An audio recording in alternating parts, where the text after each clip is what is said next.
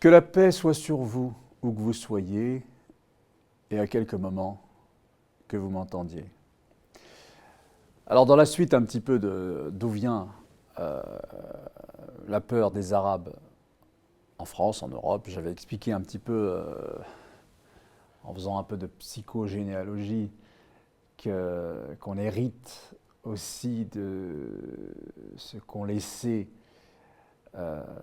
ce que nous ont justement laissé nos aïeux, tous les peuples, qu'on n'hérite pas uniquement de biens matériels, de terres, d'argent ou de choses comme ça, ou de patrimoine génétique, mais aussi on hérite de pensées, de croyances, voilà, qui se sont forgées à travers le temps. Et question m'a été envoyée suite à cette vidéo, dont le titre est, je crois, D'où vient la peur des Arabes. J'avais donné un élément, une piste de réflexion qu'on ne donne pas. Pour les autres éléments, les autres pistes, chaque fois que je l'explique, c'est éminemment plurifactoriel. Eh bien, vous pourrez les voir chez d'autres spécialistes. Alors, la question qui m'a été posée, et pour les Juifs, d'où est-ce que ça peut bien venir, cet antisémitisme qui, en Europe, est particulier? Il est particulier à l'Europe. Il y a eu une tradition antisémite en Europe. Alors, elle s'est parfois manifestée de la manière la plus cruelle qui soit durant même l'époque contemporaine, avec les camps d'extermination nazis. Et puis, bien avant encore, pendant tout le Moyen-Âge, elle a perduré et on a eu ce qu'on appelait des pogroms, où il y a eu différents noms pour qualifier en fait la même chose, à savoir que durant par exemple des fêtes chrétiennes, eh bien, il était assez courant d'aller agresser, voire plus, des communautés juives. Alors, j'ai voulu, pour répondre à la question qui m'a été envoyée, donner, là encore, une piste de réflexion, lancer une idée, ouvrir une voie pour expliquer d'où cela peut venir. Alors encore une fois, attention, ça ne veut pas dire que je dis que ça vient que de là. Je le répète assez, c'est plurifactoriel, les raisons sont diverses. Moi, mon but, c'est d'éclairer peut-être un point que l'on ne connaît pas forcément, dont on ne parle pas. Voilà. Et pour ce faire, j'ai décidé de parler aujourd'hui très brièvement d'un personnage qui était, alors il s'appelle Agobard, voilà, l'évêque Agobard. Là, faut remonter, on est fin 8e, début 9e siècle, n'est-ce pas?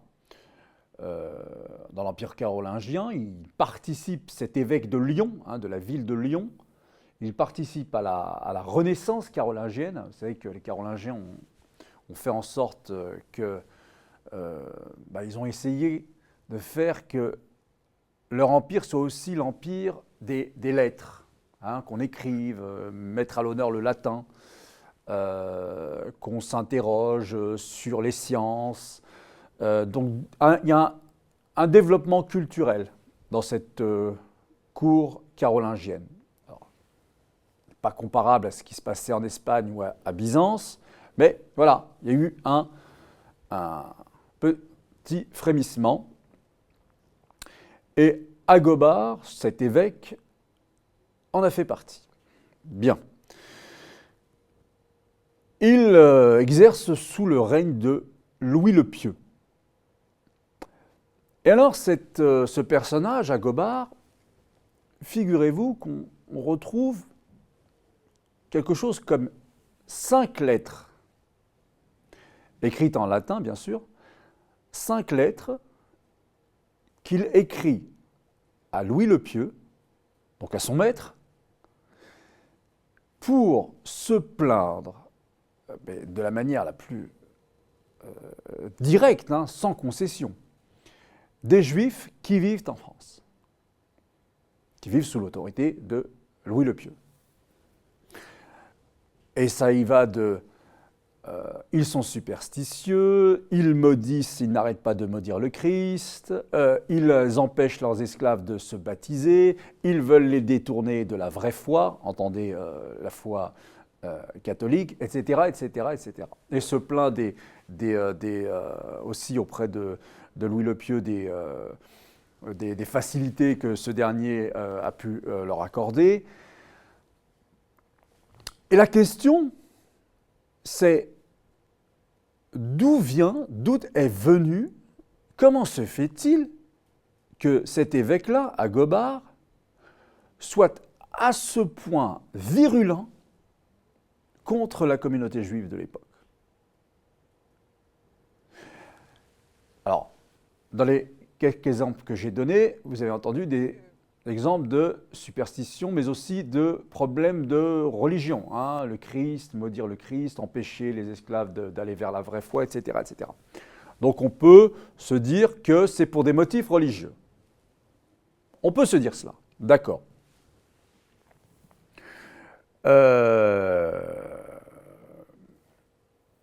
Si on se dit cela, il faut se dire que les autres évêques de l'époque n'étaient pas plus tendres avec la communauté juive, ce qui ne les a pas amenés à se sentir l'obligation d'écrire 5 lettres à Louis le Pieux pour lui dire qu'il fallait absolument chasser ces gens-là, ou sévir très fortement avec ces gens-là. Mais lui, si. Lui, il veut vraiment en découdre avec eux. Eh bien, moi, je crois qu'il y a dans ce personnage et dans le pourquoi de sa haine des Juifs une explication de cet antisémitisme qui ensuite a continué de grandir en Europe. En fait, il faut retourner pour essayer de comprendre, à qui est Agobard, d'où vient-il ? Eh bien, Agobard n'est pas de Lyon, il n'est pas natif de Lyon. Il n'est pas natif d'ailleurs de la France. Je dis France pour que tout le monde comprenne géographiquement un peu le lieu dont on parle. Parce qu'à l'époque, on ne parlait pas effectivement de France. Agobard vient d'Espagne, en fait. Et c'est quelqu'un qui a fui l'Espagne. Il gagne Narbonne en 782, puis il s'établit à Lyon en 792. C'est quelqu'un qui a fui l'Espagne, probablement peut-être même sa famille avant lui, à voir. Il faut travailler un petit peu, pour ceux qui veulent toujours savoir plus. Je ne vous dis pas tout. Il fuit l'Espagne parce que celle-ci est prise par les Arabes. En 711, on a le débarquement de Tariq, qui donnera justement, vous savez, son nom à Jabal Tariq, Gibraltar.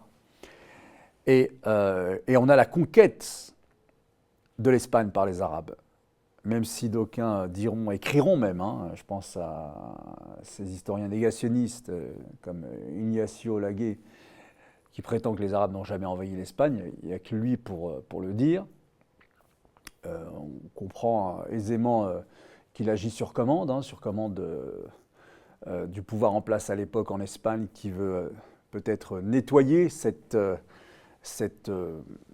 origine vraiment de l'Espagne et lui donner en fait une assise chrétienne plus ancienne. Il y a cet Agobard fuit l'Espagne et c'est là qu'on peut, disais-je, trouver les racines de sa haine des Juifs,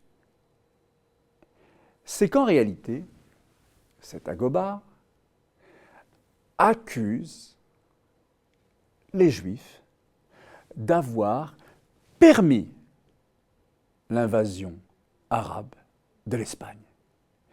Il les accuse de leur avoir ouvert les portes de la péninsule ibérique. Et c'est de là donc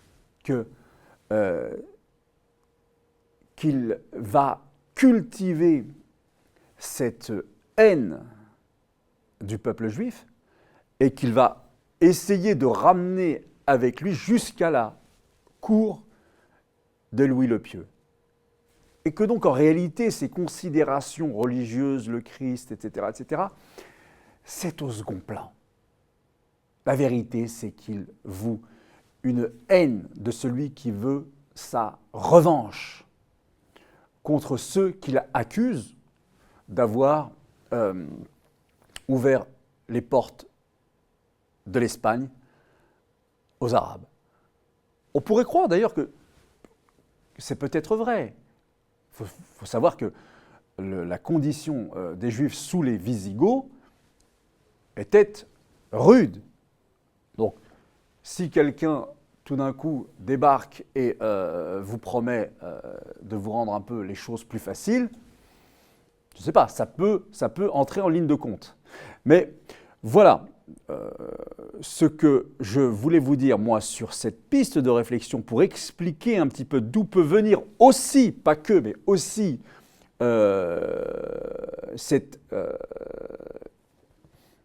antisémitisme qui a sévi pendant de longues années, et on a vu jusqu'où ça pouvait finir, hein, avec le maléfique dessein hitlérien pendant la Seconde Guerre mondiale, maléfique dessein qui a entraîné la mort de millions de gens. D'où pouvait venir ce sentiment de haine-là? Donc, un sentiment revanchard en réalité, accusant les Juifs d'avoir ouvert la porte de l'Europe aux conquérants arabes au 8e siècle. Voilà, à bientôt pour un nouveau point de vue. Merci. Wassalamu alaikum wa rahmatullah wa ta'ala wa barakatuh.